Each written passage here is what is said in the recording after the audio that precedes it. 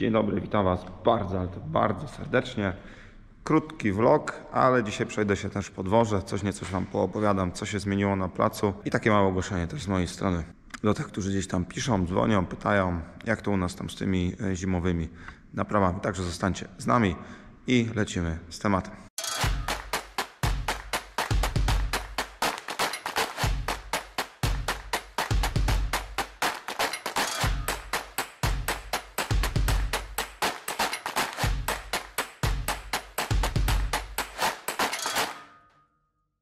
Pogoda dzisiaj u nas, nie wiem jak u Was, ale w Wielkopolsce letnia prawie, bo chyba nawet z 18 stopni nam się pokaże na termometrach.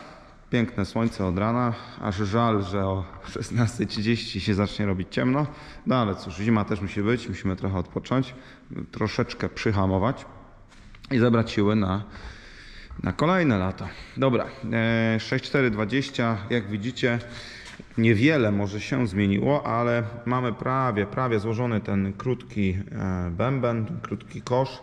Stały nam dosłownie ostatnie tarczki i będzie on gotowy. Natomiast jeśli chodzi o ten, no to jeszcze Paweł go nie dotknął za bardzo, to zaczął sobie tam troszeczkę czyścić. I tak to wygląda. Niestety no tutaj napisałem właścicielowi, że nie wyrobimy się do końca października. Tutaj to są części od 6930, który był tutaj, nie, przepraszam, od 6830, a 6830 jest tam w bramie. Jeszcze ostatnie jakieś tam dosłownie kosmetyki, jakieś tam przeczyszczenie jeszcze klem przy akumulatorze. Jazda próbna już zrobiona, halogeny są. Czekamy tylko jeszcze za wyłącznikami do nich, bo musiały być osobne, a te powinny dzisiaj być u nas. Tutaj robimy sobie zwolnicę przednie. Tak naprawdę to w sumie to mamy je, tą mamy zrobioną, teraz robimy tą. Natomiast tutaj Mikołaj musi Krzysiowi pomóc, bo zaczęliśmy w końcu robić kombajny. Z września zrobił się nam głęboki październik.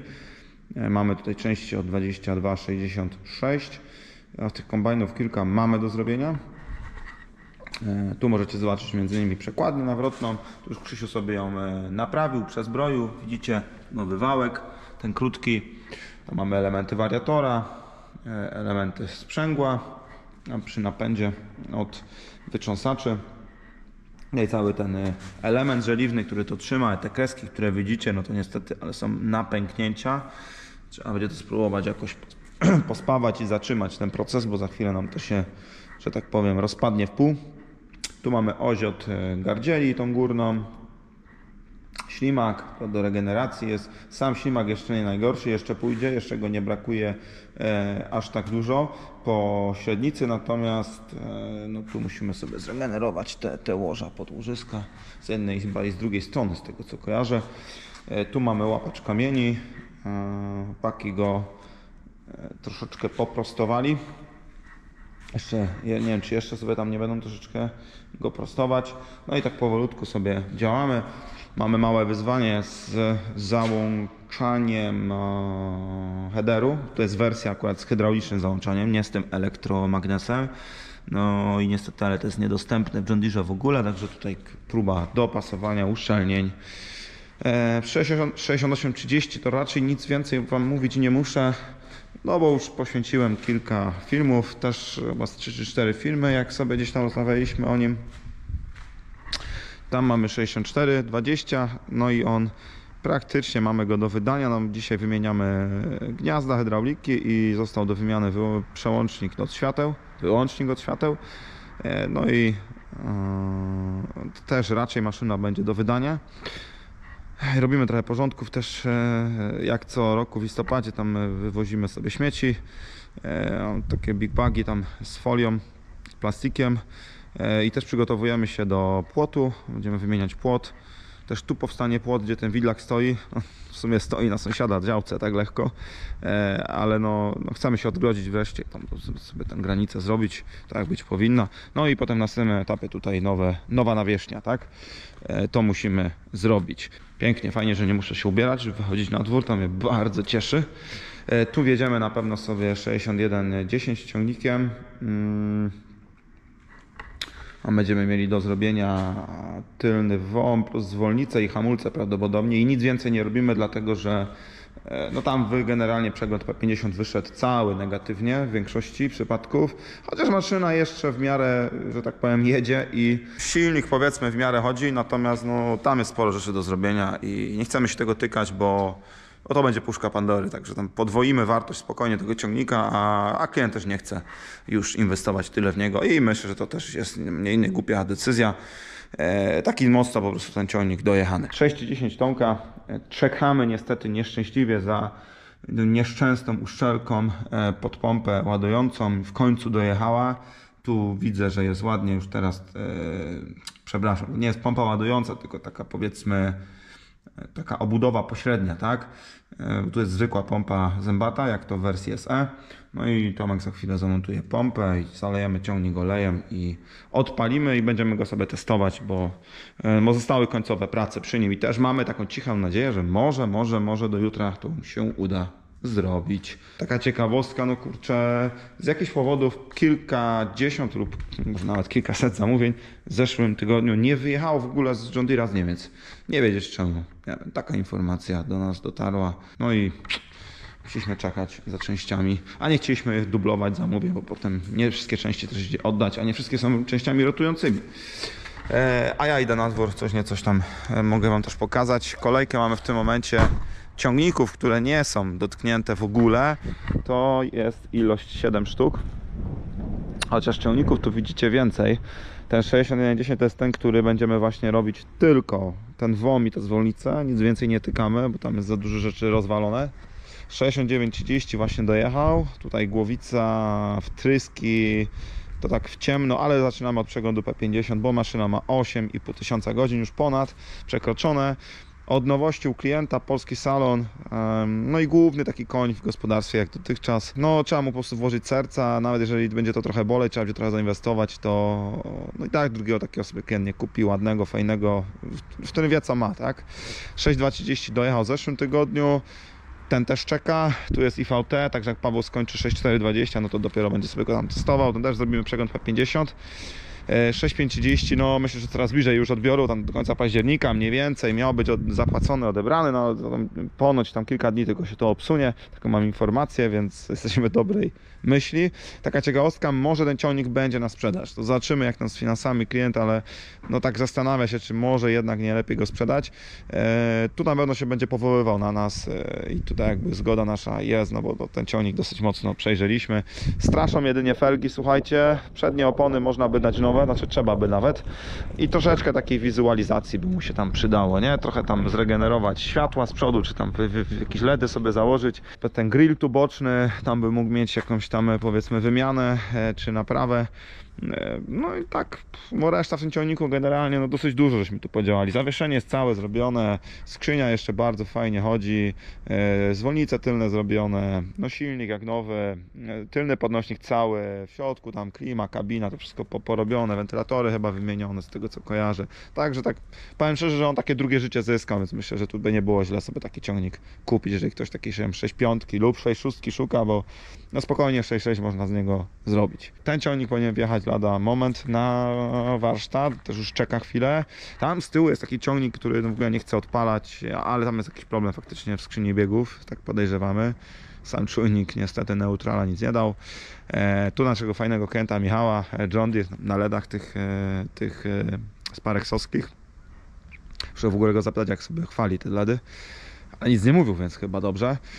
Troszeczkę takich rzeczy tam do porobienia, takich no różnych, różnistych, o, że tak powiem, nie? Mamy nadzieję, że nic z grubych rzeczy, ale chcę go sobie też doglądnąć. No i tutaj 7.5, a raczej wtryski. I tak jakby policzyć te ciągniki, to mamy ich takich niedotkniętych. Raz, dwa, trzy, 4, 5, 6, 7 w tym momencie. No i kolejka, i to jest właśnie to ogłoszenie, robi nam się taka już zimowa, no bo wiadomo, że nie wszystkie już wyjadą w tym roku. Jest szansa, że wszystkie będą zaczęte, ileś wyjedzie wiadomo, no ale nie wszystkie. Natomiast no, klienci pytają o terminy, jak to by było, kiedy by wstawić, żeby od razu wjechał. Niestety muszę powiedzieć, rzecz, którą pewnie tam wielu z Was rozczaruje i tutaj, no jeżeli rozczaruje, no to chylę czoła, przepraszam.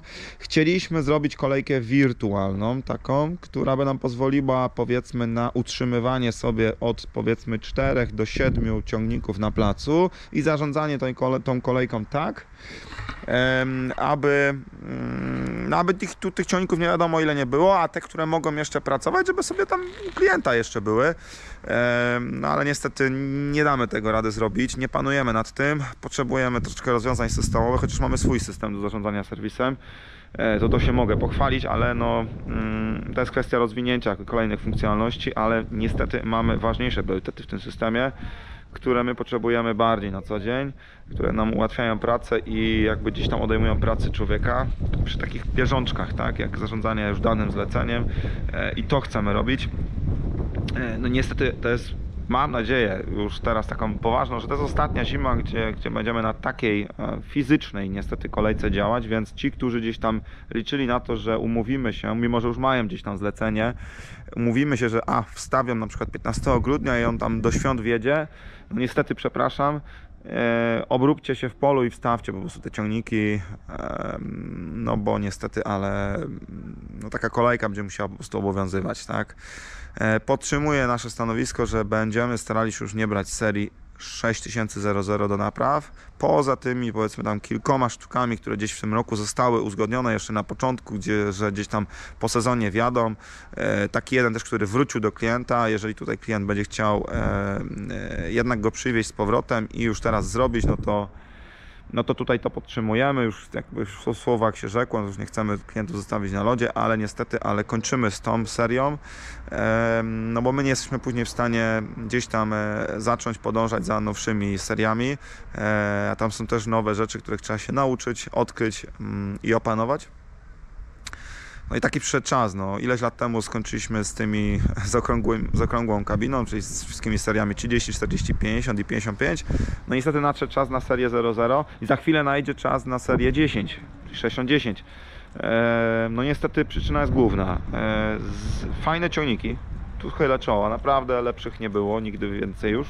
Natomiast no to ich epoka już mija i taka też prośba dla Was, jeżeli planujecie sobie zakup ciągnika do gospodarstwa, macie niewielkie gospodarstwo, ale wymarzyliście tego John Deere'a i zbieraliście na niego szmat czasu, to niech to nie będzie pierwszy Wasz ciągnik w gospodarstwie, taki główny, bo się zawiedziecie. Możecie się zawieść, jeżeli kupicie taką troszeczkę kota w worku. Natomiast niestety, ale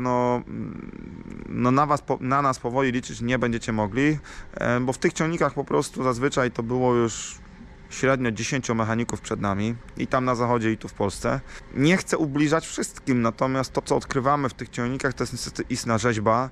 To myślę, że wielu mechaników, którzy też w branży pracują i mają do czynienia z maszynami trochę starszymi, no to podzieli moje sugestie, moje uwagi, że no niestety to jest powoli taki sprzęt, który potrzebuje mnóstwo środków i finansowych, i czasowych, i tych w postaci części, żeby to w ogóle naprawić, przywrócić do stanu używalności.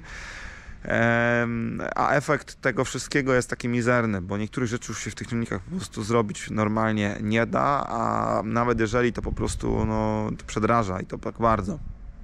I w ogóle, o ile się zwykło mówić, że te koszty napraw są niewspółmierne, to tu się zgadzam pewnie z niektórymi z Was. Natomiast w takich starych ciągnikach naprawdę tam, prosty przypadek, seria 40 czy 50, kto ma problem z hydrauliką? Mnóstwo ludzi i to jest niestety problem bardzo pracochłonny, bo trzeba wszystko, co jest pod kabiną, rozebrać w mag i poskładać od nowa i wiedzieć, gdzie zajrzeć. I my po prostu już nie chcemy tego robić, bo po pierwsze wartość tych ciągników już nie jest wielka.